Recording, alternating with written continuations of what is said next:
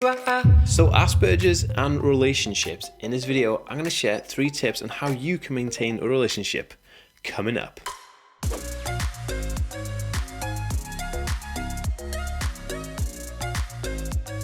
Hey guys, welcome back to the Aspie world. My name is Dan and I have Asperger's syndrome, ADHD, OCD and dyslexia. I make weekly videos on this content. So if you're new around here and you'd like to learn more, remember to hit that subscribe button by hitting the notification bell. Oh, also, if you're watching over on Facebook, make sure to hit the like and follow button so you see daily videos from me. In this video, I'll be discussing 3 tips that I personally use to help maintain a healthy, happy relationship that I've had now for the past 10 years. So all that is coming up. Okay, as in all my videos, before I get started, I'd just like to read out some comments that you guys had sent me from Instagram. Now, if you'd like me to read out your question or comment from Instagram, make sure you go below and follow me on Instagram and turn the notifications on so you know when I ask you to ask me questions, and hey, you might actually be in a video just like this. Okay, so the first comment here is from The Creative Hermit, and they asked, can being obsessed with a musician be a special interest?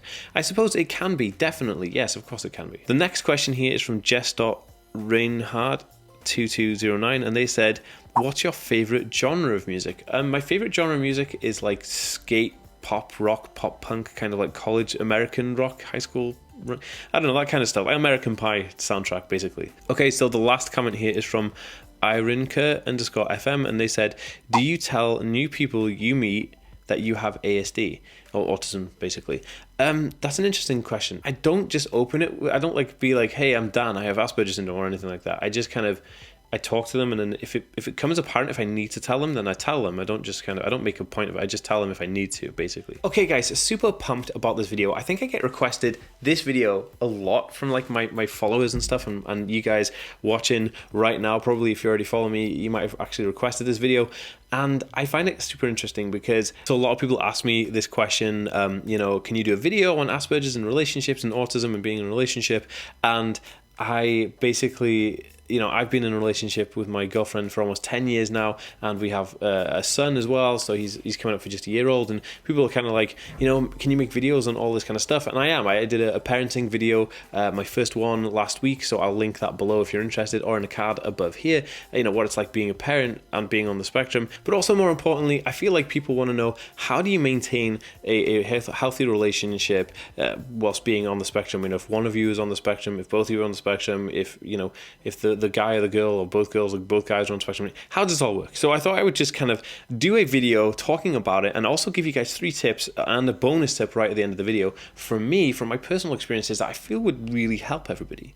So one of the biggest issues, I guess, that people are confronted with is that they are finding it difficult to make friends, and then making friends is the first step to making kind of romantic friendships, and that will lead into a full-blown relationship. Now, making friends is a difficult one if you don't have a plan, like a game plan, like a get plan to make friends. I did a video all about making friends, which I won't bore you with right now because that video is quite extensively long, and it's a good one though. It's a great one if you want to start there with trying to make friends and stuff like that. So I'll link that below or in a card above here as well, so you guys can check out the how to make friends kind of like pack that I made. But it starts with making friends. If you can make friends, and you're confident in making friends, then you can make romantic relationships, from those friendships, if that's where it's going to go. Now, how do you maintain a relationship with somebody if you're invested in them as a partner or a boyfriend or a wife or a husband or whatever? And it's all down to like a few different factors. Now, for me, I'm lucky in the fact that, like Naomi, my partner, she is a specialist. She has a first degree honors in autism and Asperger's syndrome for like childhood studies in children and things like that. So she kind of understands me way more than like the average typical person would. But needless to say, we still have our issues just like anybody else would be. This is not me saying to you guys that, hey, the first partner you go with needs to have a degree in autism to understand you. And that's not what I'm trying to say. I was just saying, like, from my experience, this is what's kind of helped me a little bit more than the typical kind of like couple. But let's go on to like what I believe are tips that are going to definitely help. So I just made like a small list of like 3 things, and I checked like a bonus one in, which we'll talk about at the end because I just thought it was kind of cool. So the first one is communication, right? And you're like, okay, Dan, communication. But communication is so interesting, because communication is the one thing that we all know that we need to work on in any relationship, regardless if you're neurotypical or neurodiverse, right? But everybody forgets about it. Like, everyone forgets about communication. I find this fascinating. If you make sure that you understand conversations correctly, arguments can just fizzle out. So when you get into rows or arguments or disagreements on stuff, it's usually because one person wants one thing, one person wants another thing, and that never gets on. But the argument comes from the fact that the two people in that conversation don't understand what each other is saying. It's simple communication, right? When you're in a relationship with an autistic person, the autistic person will definitely have communication issues, and some of those issues will be in the form of not understanding the flow of a conversation, especially if it's heated, especially if one of them is getting anxious or both are anxious, or vice versa. It's kind of like you have to understand the pieces of the puzzle to then resolve it. Oh, just going to take a drink, hold on. So, this comes down to this. My advice is, if you or your partner are on the spectrum, make sure that everybody involved in that conversation knows everything that is happening there. Because far too often what happens is you'll be in a conversation with your partner. So if you're on the spectrum and you're talking to somebody, then you won't understand what they're saying properly. So you'll just say something that might anger them, or it's completely off the charts. That's nothing to do with it. And then it'll make it look like you're not listening to them. And it's going to cause a whole huge argument and a row, right? It's going to go crazy. Now, if you, on the other hand, you're receiving this information and your partner's on the spectrum and they don't seem to understand the flow of the conversation, or they go off topic, just bear in mind that they're not going off topic because they don't like you or they're not trying to resolve the issue. They're basically going off topic because they haven't really grasp the gist of the conversation. So my advice would be to write it down or get a diagram, start drawing out pictures. I know it sounds like boring and lengthy, and everyone's thinking like, what am I going to do? I'm going to get out a notepad in the middle of this like heated argument where you're like throwing things down. You're like, but you know, just to stop it getting to that level, get out a pad and pen, write down and draw small images of what's going on, because visually things can be way more explained than they can audibly. Because one of the things I know is that like whenever Naomi tries to explain something to me, she always has to like draw a small picture and write it down, because I can't really get the what she's saying just verbally. I'm just like, oh, how am I supposed to understand what that means? So that is number one, making sure everybody understands exactly what's going on, and use visual representations, because they are going to help you understand so much more easier. Okay, so number two, this one's kind of interesting, and it's an obvious one, but again, people forget about it. It's being open and honest.